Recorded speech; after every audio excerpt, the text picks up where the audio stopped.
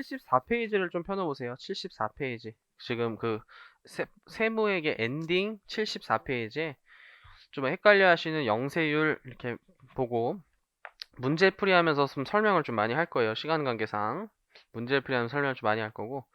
그 회계사 기출문제 하나씩 가져가세요. 좀 늦게 들어오신 분 회계사 기출문제 프린트 하나씩 가져가세요. 2020년 회계사 기출문제 프린트 하나씩 가져가세요.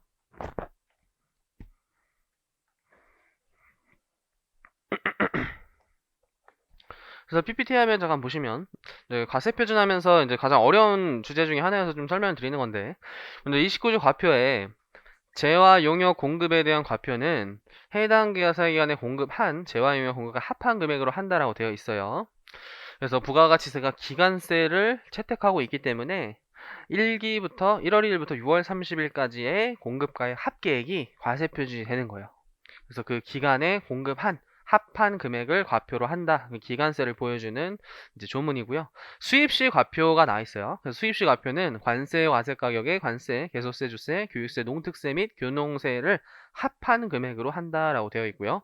그다음에 사망에 이제 좀 보시면 공급가액은 다음의 가액을 말한다 하면서 공급가액은 명목에 상관없이 금전적 가치가 있는 것을 모두 포함해요. 단 부가가치세는 부가가치세 포함한 가액에 다시 부가세가 부과되면 이중과세이기 때문에 부가세는 포함하지 아니한다로 되어 있고요.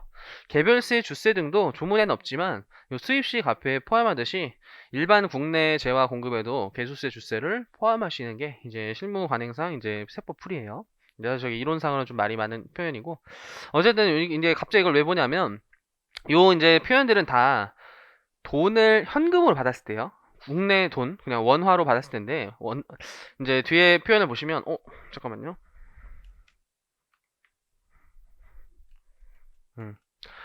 이제 금전으로 대가를 받은 경우에는 대가를 과세 표준으로 하는 것이 그 물건 소비 가액을 다 포함한 그 소비 가액이 대가가 되는 거예요. 그 현금이. 그래서 그 대가예요. 대가.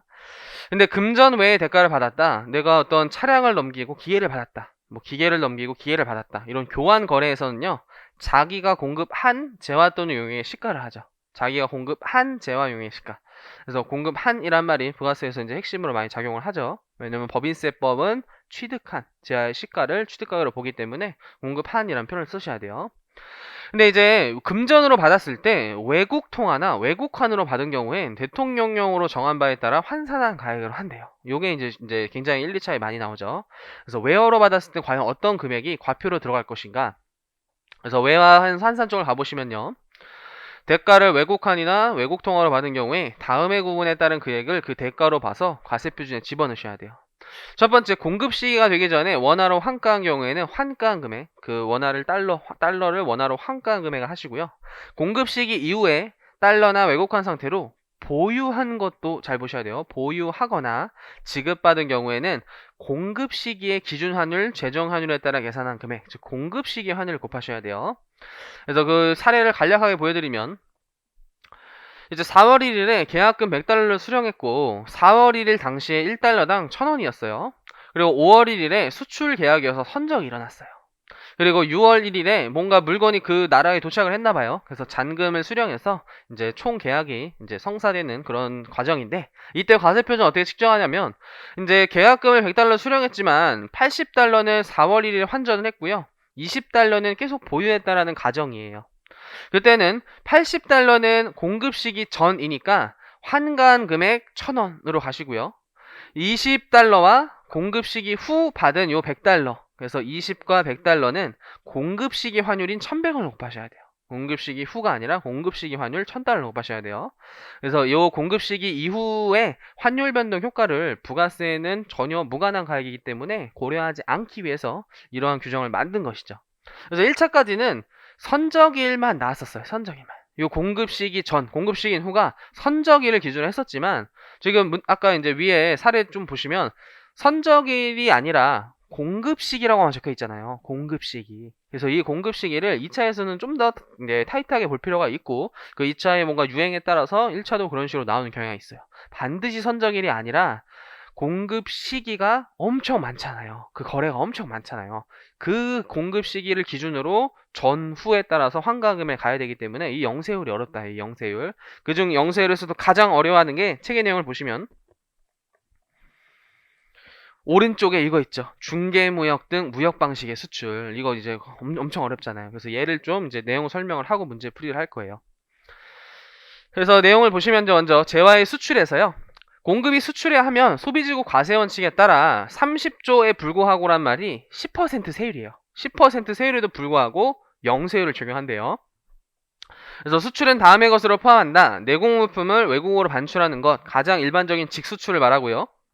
요 2호 때문에 보는 거예요.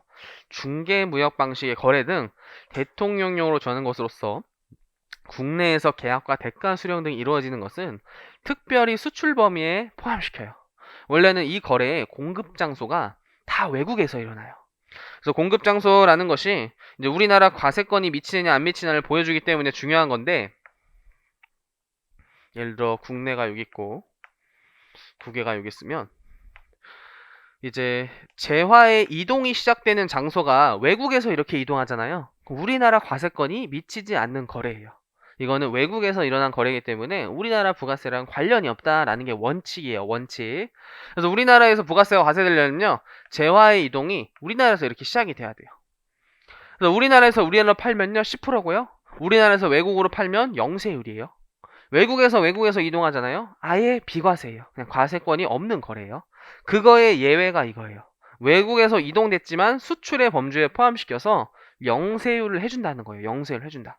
그래서 공급 장소가 국외이지만 수출로 보는 특례에 해당되는 것이고, 얘가 좀 까다로워요.